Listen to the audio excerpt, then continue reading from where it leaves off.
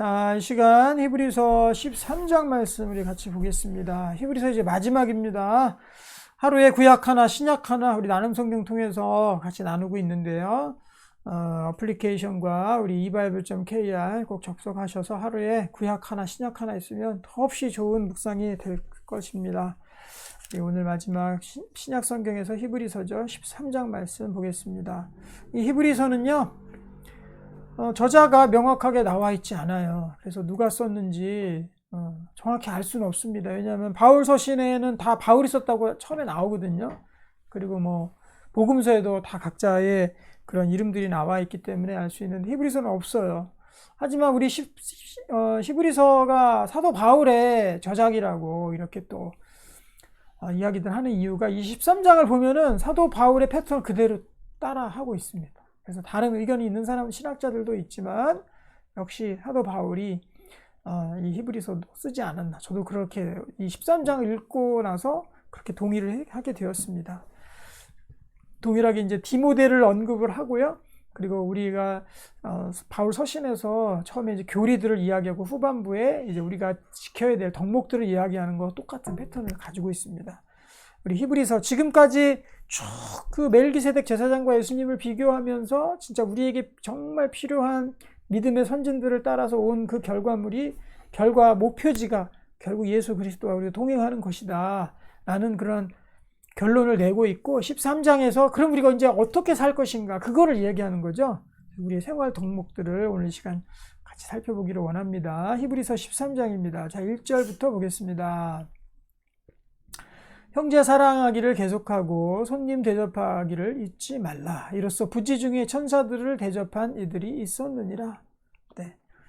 손님 대접하고 다른 사람을 대접하고 그 사람을 섬겨주고 이거 잊지 말라는 거죠. 우리가 모르는 사람들이 하나님 보낸 천사들일 수 있고 또 예수님께서 염소 오른쪽과 왼쪽에 있는 염소들의 비유를 통해서 내가 그였다. 우리가 언제 가난한 사람들을 도와주고 그들을 우리가 감싸 주었습니까? 예수님께 물으니까 내가 그였다 이렇게 대답하잖아요. 우리 예수님 대접하는 거예요. 손님 대접하고 손을 대접하고 연약한 사람 보살피고 그를 사랑해주고 그를 대접하는 것이 바로 예수님이 그대로 받으시는 거다 알아야 되는 거죠.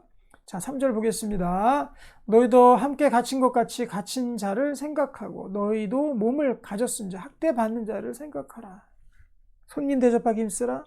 또 학대받는 자, 몸이 힘들고 육체의 고난 가운데 있는 사람, 그런 사람들을 너희도 같은 몸을 가졌으니까 그런 사람들을 긍휼하라는 거죠.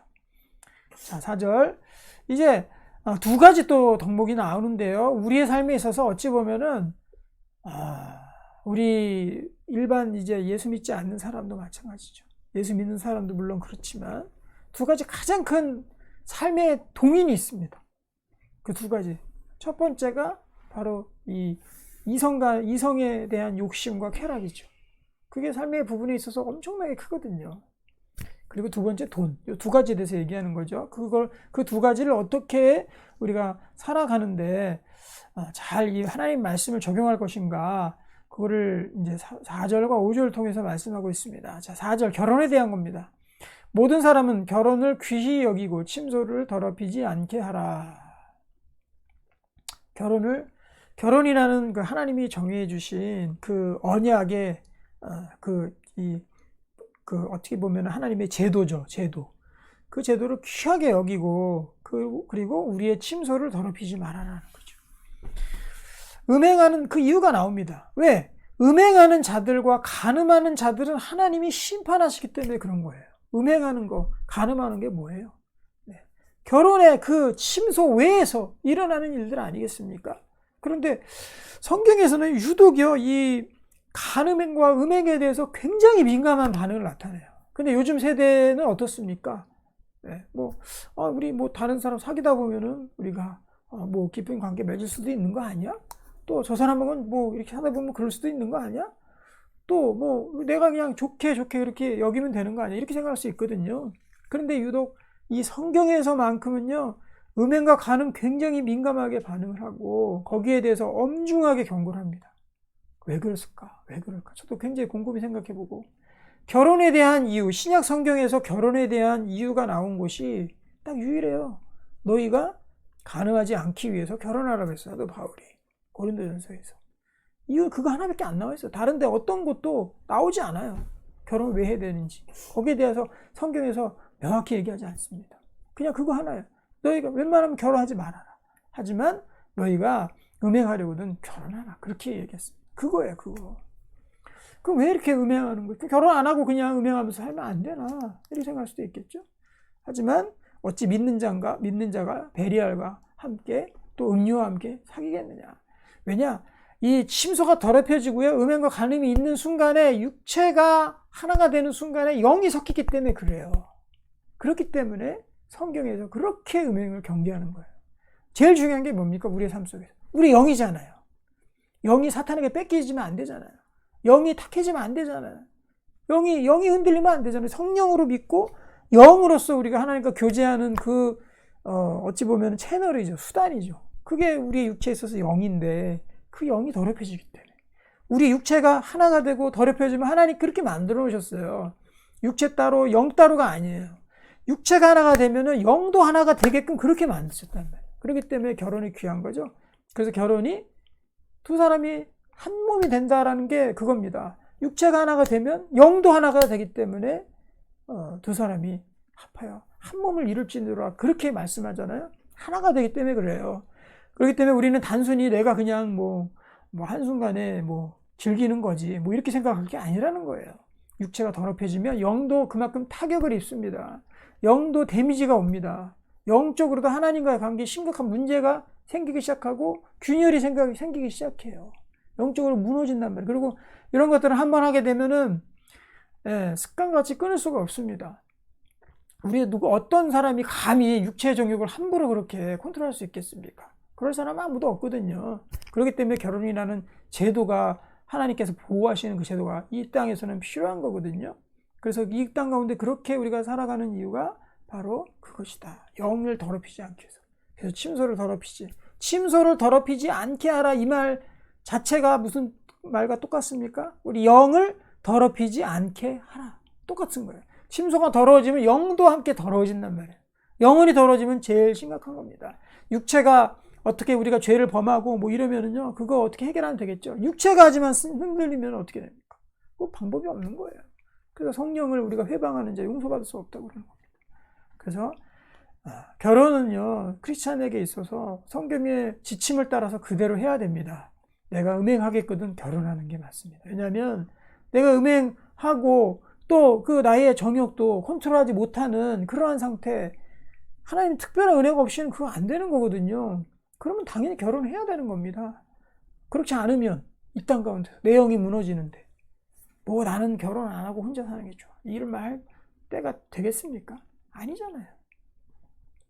그래서 우리 요즘에 세태가 결혼하지 않고 그냥 나 혼자 사는 게 편하다. 하지만 그거는요, 사탄의 메시지인 거예요. 자기가 그렇게 하나님 앞에서 거룩함을 지키면서 결혼하지 않고 살아갈 수 있다면 그건 더 좋은 겁니다. 왜냐하면 하나님만 섬기니까.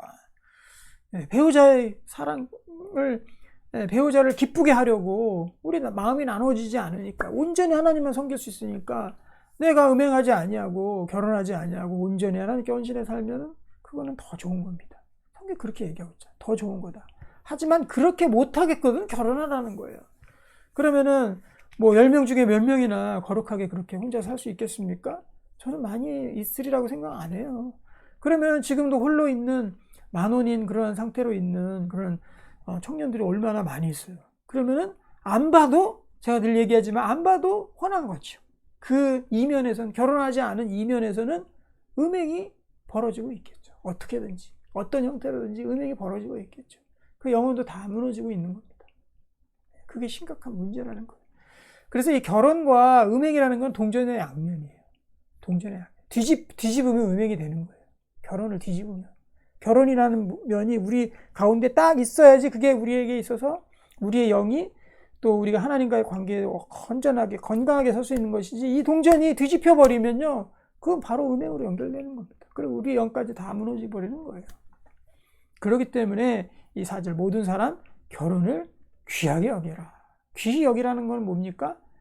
결혼을 통해서 내가 거룩해질 수 있는 그 방법이 또 처소가 거기가 바로 결혼이라는 테두리 아니구나. 귀하게 여기라는 거예요. 함부로 그냥 요즘 어떻습니까? 아, 결혼 안 해요. 나 혼자 살아요. 아, 결혼 그까짓 거만 안 하면 그만이지. 이거 자체가 결혼을 귀히 여기지 않는 거죠. 결혼을 귀하게 여기면 결혼해야 되는데 기도해 주십시오. 내가 결혼을 정말 진지하게 고민해보고 하나님 성경 말씀에 비추어서 내가 어떻게 살 건지를 결정해서 그 가운데 내가 나가겠습니다 하고 그렇게 신중하게 나가야지 그게 귀하게 여기는 거죠. 결혼요? 저는 하기 싫어요. 혼자 사는 게 더 좋아요. 결혼 그까짓 거 안 하면 한도 그만이죠. 뭐 그냥 복잡하게 삽니까? 안 할래요. 이거 자체가 경홀히 여기는 거죠. 그러면 침소가 특별한 은혜가 있지 않느냐? 침소가 더러워집니다. 그러면 영도 함께 더러워지고 하나님과 멀어진다는 거예요. 여기 무서운 말씀 아닙니까? 그럼 음행하면 하나님 심판하십니까? 그게 아니라니까요. 가능하면 심판하십니까? 그게 아니에요. 침소가 더러워지면은 우리 가운데 결혼이란 제도가 없으면 침소가 더러워질 수밖에 없고 그로 인해서 영이 무너지니까 하나님의 심판까지 간다라는 거예요. 그 말이 생략이 되어 있는 겁니다. 그렇잖아요? 우리 영이 더러워지고 예수 그리스도를 부인하고 하나님 부인해야 하나님 심판 때 가는 거 아닙니까? 그렇죠? 하나님의 그 심판과 벌을 받는 거 아니에요? 죄에 대한 거기까지 가지 않기 위해서 우리가 이러한 거룩한 하나님이 세우신 그 제도 가운데 우리가 있기를 원합니다. 아멘. 자, 또 돈에 대한 문제죠. 5절 보겠습니다. 돈을 사랑하지 말고 있는 바를 족한 줄로 알라. 우리가 돈에 대해서 가져야 될 지침은 뭐예요? 있는 바를 족한 줄로 아는 거예요. 여기에 많은 부분들이 포함이 되어 있는데 우리 가운데 있는 바를 족한 줄로 아는다는 그 말씀 자체 안에 우리가 하나님 우리의 재정권과 우리 가운데 하나님께서 쓸 것들을 공급하신다는 공급에 대한 그런 믿음들이 이 구절 안에 그 말씀 가운데 다 들어가 있는 거죠. 그러니까 우리가 족한 줄로 알 수 있는 거죠. 족하게 우리가 여길 수 있는 거죠. 있는 바 하나님께서 인도하시는 바 하나님께서 주시는 대로 이 가운데 하나님께서 인도하시는 것이구나. 내가 이 가운데서 감사하고 얼마를 주시던 우리 어떻게 인도하시던 그 가운데 감사하고 그렇게 나가는 거죠. 그거를 이탈하는 순간 돈에 대한 사랑으로밖에 갈 수가 없는 거죠.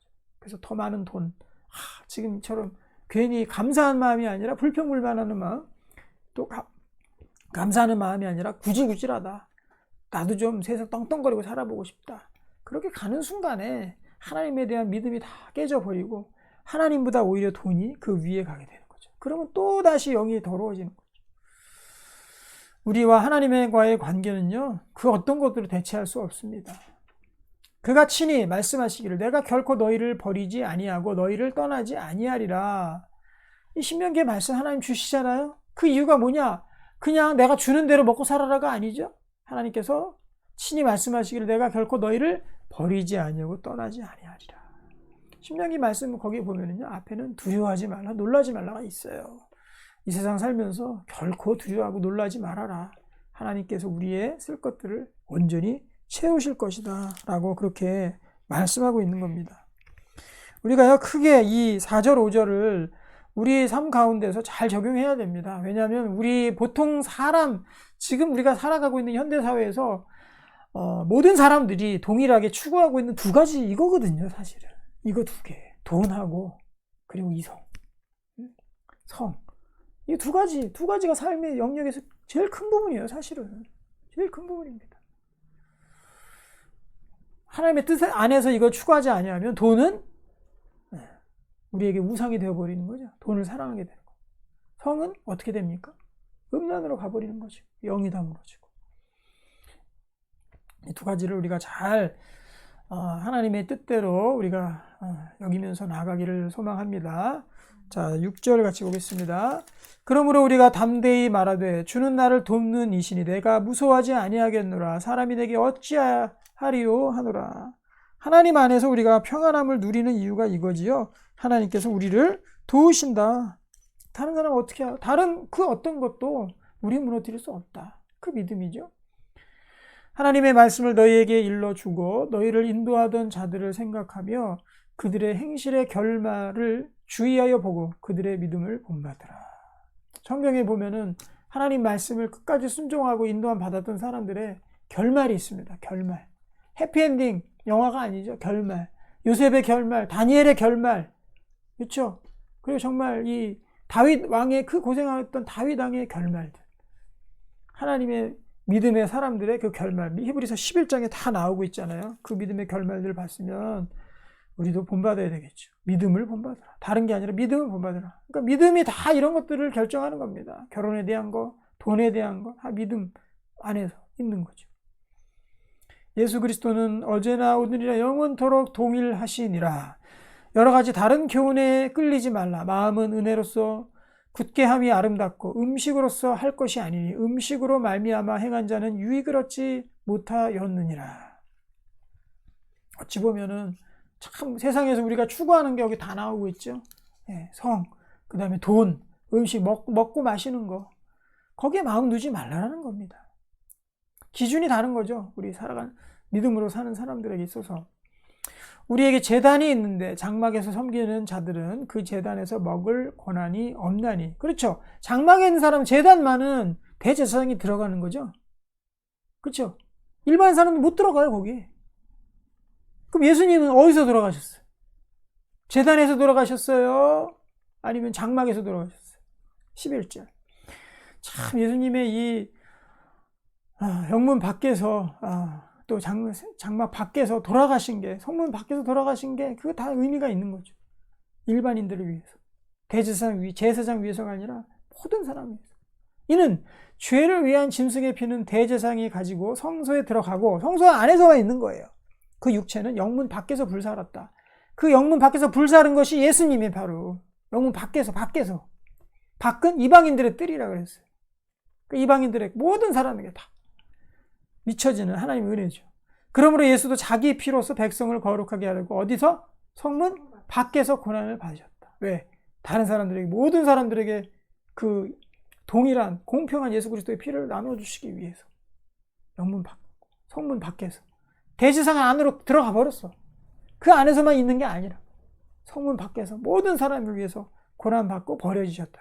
피로. 그런즉 우리도 그의 치욕을 짊어지고 영문 밖으로 그에게 우리도 이 안에만 있지 말자는 거죠. 성소 안에만 있는 것이 아니라 우리도 영문 밖으로 나아가자. 예수님 동행하고 예수님께서 성문 밖에서 버려지셨듯이 우리도 그 바깥으로 나아가자. 다른 사람을 향해서 나아가자. 말씀하는 겁니다. 우리가 여기에서는 영구한 도성이 없으므로 장차 올 것을 찾나니. 여기에는요, 영구한 도성이 없습니다.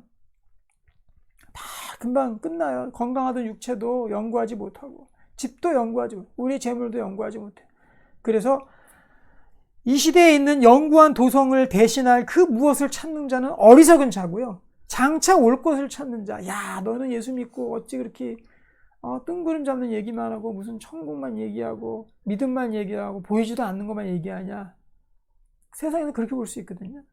그런데 믿음의 사람의 믿음의 눈으로 보면 그게 진짜 맞는 일이죠. 영구한 도성이 여기서는 없어요. 그렇기 때문에 장차 올 것을 바라고 살아야지. 그게 정상인 거지.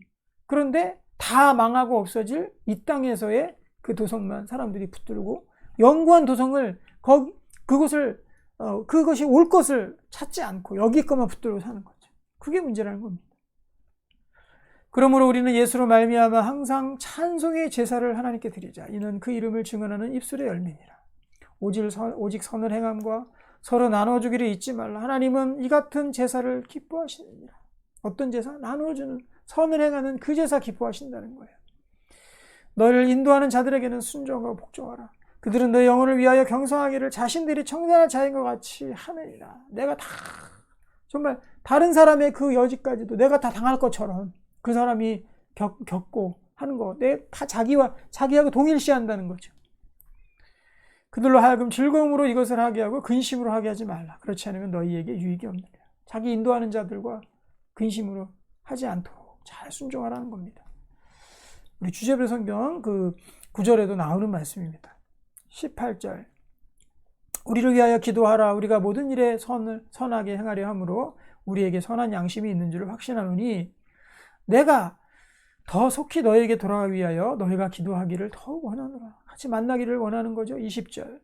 양들의 큰 목자이신 우리 주 예수를 영원한 언약의 피로 죽은 자 가운데서 이끌어내신 평강의 하나님이 모든 선한 일에 너희를 온전하게 하사 자기의 뜻을 행하게 하시고 그 앞에 즐거운 것을 예수 그리스도로 말미암아 우리 가운데서 이루시기를 원하노라.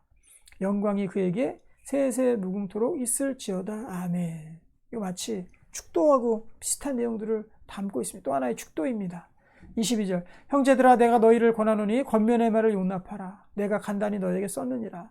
여기 보면 이제 이 바울이 썼다라는 그런 흔적들이 나옵니다. 23절 우리 형제 디모데가 놓인 것을 너희가 알라. 그가 속히 오면 내가 그와 함께 가서 너희를 보리라.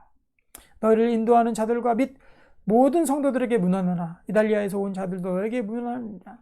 은혜가 너희 모든 사람에게 있을지어다. 아멘. 끝에 항상 문안으로 많은 형제들에게 문안하라는 문안으로 항상 바울 서신을 마무리하고 있는데 이것도 아마 마찬가지 형식을 띠고 있는 것 같습니다.